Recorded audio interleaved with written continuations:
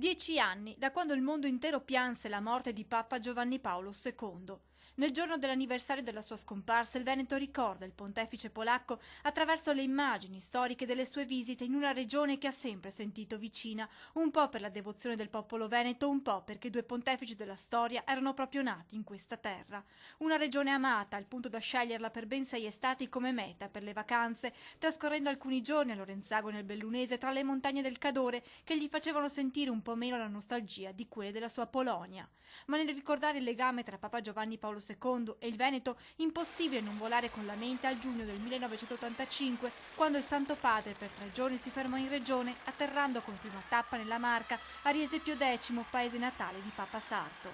Saluto tutti voi, carissimi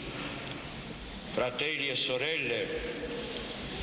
di questa località che si chiama Cendrone. La sua visita proseguì poi a Treviso, quando a bordo della Papa Mobile percorse il Calmaggiore tra 2 ali di folla.